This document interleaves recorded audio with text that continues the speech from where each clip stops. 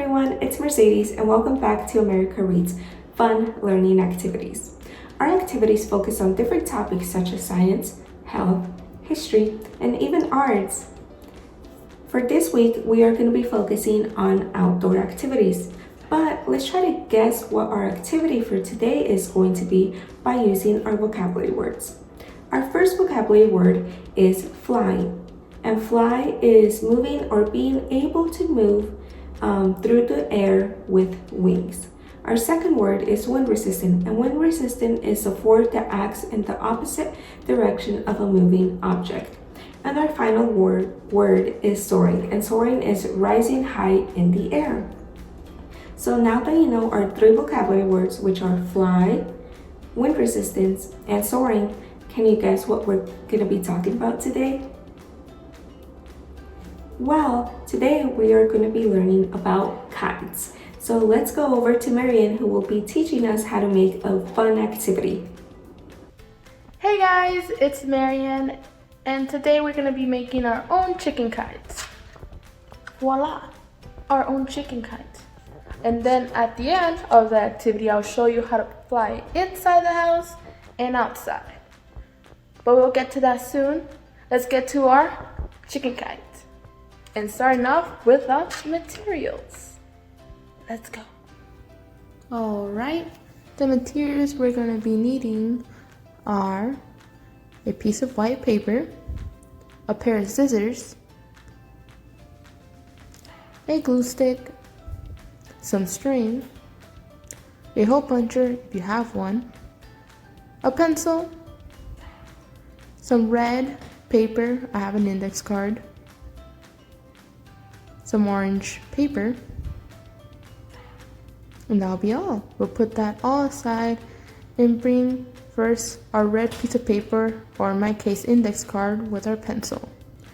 We're going to be creating the feathers of the chicken, so we're just going to be creating some long eye shape, more like an oval, looks like more like a pink leaf in my eyes. We're going to be making 3 of these. It should be the size of your pinky. As you can see, it's a size similar to my pinky. It shouldn't be bigger than that. If it goes a little bigger, it's fine, but don't make a big one. That's sort of the size of my pinky. Now we're gonna pull out our scissors and cut out our trace feathers.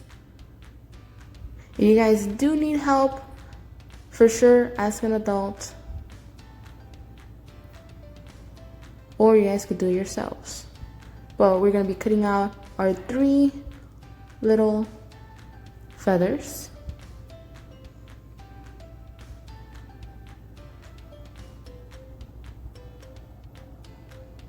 And whatever's left over, we could put it aside. We were not going to need it for the rest of the project. And what we're going to do now is have our 3 little feathers. Bring out the glue stick and stick them together. You will like the biggest one you have at the bottom, then the one that looks like it's a little smaller than that, and then the smallest. In my case, it came out like that, but whatever order is fine. You want to create a nice overlap. So put the glue underneath one feather and paste one on, reapply glue on top, and paste the final one. And we're done with that piece, which will be the tail of the chicken. Do let it dry because it does move as you saw mine, but it should look sort of like this. We're not going to be needing this right now, so we're going to put that aside to dry. And close your glue sticks, don't forget that. Last time, one of my glue sticks dried because of it. But anywho, let's bring out our orange color paper, and we're going to create the beak of the chicken. I came up with these measurements is by using my pinky. As you can see, the first line of my pinky is one side, and then the other side of the triangle is 2 lines of my pinky, and we're just going to cut it off. If you make a bigger peak, it's all up to you, but that's sort of the measurements we're going to be using. We'll put that aside as well, because now we're going to create the body of the chicken. Pull out the white piece of paper and fold it in half like if it was a book. You do not want to go folding it the other way because it'll be looking like a thin chicken. We want a nice thick chicken for this project. Now we're just gonna fold it, crease it nice and well with your nail. I'm using the side of my nail to make that nice smooth fold. We open it up and we're gonna get the end of one paper and place it down. It should be folded or just placed as big as your pinky. If you guys want to go a little more back, it's fine, but it'll be better to place it there. You hold it with your finger and add some glue, but do not fold the end. Don't forget. Place some glue there and just put the corner right there. Please do not fold the side because then the chicken will not fly. It will just look like a fold paper.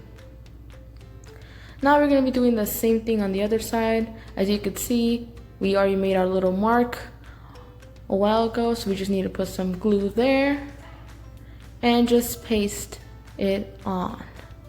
We're going to hold it for a bit. As you saw before with our feathers, it does move because it's not dry. So we're just going to hold it and let it dry for a bit. Apply some pressure using your 2 fingers. Again, please do not fold and just press. Now we're going to be creating a little hole for our string to go through. If you have a hole puncher, just put the hole right behind the wings we just created for our chicken, or use something to make a hole. The separation between the ends of the wings and the hole should be like within the first little piece of your pinky. As you saw, I made a mistake, but it's all fine. We could just create a new hole as you saw there. That's just gonna be a creative little design for our chicken with a weird hole at the bottom. But it's all right. Now we're gonna be applying the feathers onto our chicken, which would be on both sides so it can stick nice and doesn't move. We'll be applying this at the far end and applying the feathers right there and applying some pressure. We're gonna keep on adding pressure until we feel like the feathers are not gonna be moving, and then applying our beak. Again, put glue on both sides so that it has more strength and doesn't not fall. Applying pressure again until we feel like our beak is not gonna move. Now we're gonna close our glue stick and bring out the pencil and make little eyes to our chicken. I do want my chicken to see, so he knows or she knows where it's going. Applying 2 eyes, 1 on each side.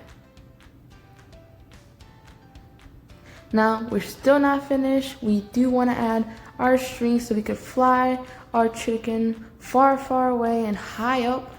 We're going to be using some yarn. In my case, if you have string, kudos to you guys. It'll be best with string, but I only have yarn.